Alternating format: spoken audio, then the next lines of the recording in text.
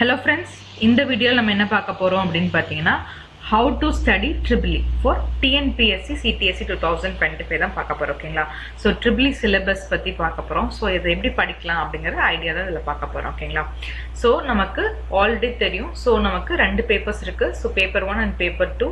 So ஒரு paper பாத்தீங்கன்னா general studies plus aptitude இருக்கும். இன்னொரு பேப்பர் வந்து பாத்தீங்கன்னா டெக்னிக்கல் பேப்பர் இருக்கு ஓகேங்களா.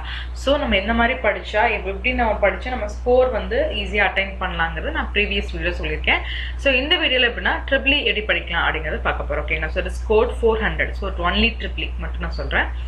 சோ இதுல வந்து பாத்தீங்கன்னா நமக்கு மொத்தம் பாத்தீங்கன்னா 10 யூனிட்ஸ் இருக்கு ஓகேங்களா. சோ 10 யூனிட்ஸ் நமக்கு வந்து பாத்தீங்கன்னா சோ 10 யூனிட்ஸ்ல நமக்கு 200 क्वेश्चंस அப்படிங்கிறது வரும் ஓகேனா ஜெனரலா. பட் இந்த தடவை என்ன பண்ணிருக்காங்க அப்படினா ஒவ்வொரு யூனிட்ல எவ்வளவு மார்க்ஸ் வரணும் அவங்க ஸ்பெசிஃபை பண்ணிட்டாங்க ஓகேங்களா. சோ அப்படி இருக்குறப்ப நமக்கு ஈஸியா என்ன படிக்கிறதுக்கு ஈஸியா பிளான் பண்ணி படிக்கிறதுக்கு ஈஸியா இருக்கும் ஓகேங்களா.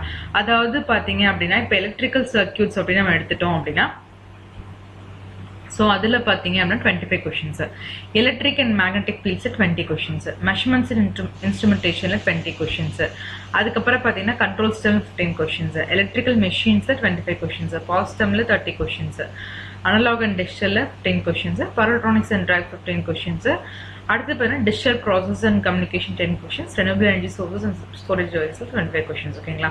சோ டோட்டலா நமக்கு வந்து 200 questions ஓகேங்களா. சோ நம்ம எப்படி படிக்கலாம் அப்படினு பாத்தீங்க அப்படினா சோ நமக்கு ஃபர்ஸ்ட் நீங்க என்ன பண்ணனும்னா எதுல மார்க் அதிகம்னு பாருங்க. இந்த யூனிட் வந்து மார்க் அதிகமோ ஃபர்ஸ்ட் வந்து பாத்தீங்கன்னா அத கான்சென்ட்ரேட் பண்ணுங்க. அப்படி பார்க்கறப்ப நமக்கு என்ன படிக்கலாம்னா எலக்ட்ரிக்கல் சர்க்யூட்ஸ் ஓகேங்களா. So electrical circuits, electrical machines, power system, அடுத்து பாத்தீங்க அப்படினா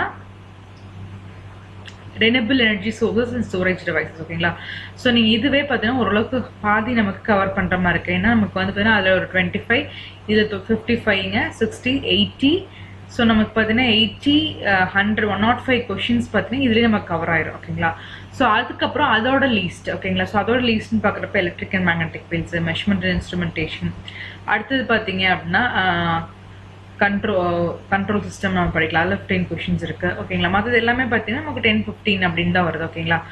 சோ இது வந்து நம்ம என்னன்னா ஸ்பிட் பண்ணி பார்த்துக்கணும். நம்ம ஹையஸ்ட் மார்க்ஸ் இருக்கிறத ஃபர்ஸ்ட் கான்சென்ட்ரேட் பண்ணி படிச்சணும். அதாவது நம்ம புதுசா இப்பதான் ப்ரிப்பேர் பண்ண போறோம் அப்படின்னா ஃபர்ஸ்ட் வந்து எது மார்க்ஸ் அதிகமோ அதை ஃபர்ஸ்ட் படிச்சுக்கணும் ஓகேங்களா. அதுக்கப்புறம் பாத்தீங்கன்னா 20 questions இருக்குது, அடுத்து 15, கடைசியில 10 வச்சுக்கோங்க ஓகேங்களா. இல்ல எனக்கு வந்து அது டைம் இல்ல அப்படின்னா நீங்க இந்த டிஜிட்டல் ப்ராசஸ் அண்ட் கம்யூனிகேஷன்லாம் ஒமிட் கூட பண்ணிக்கலாம் ஓகேங்களா.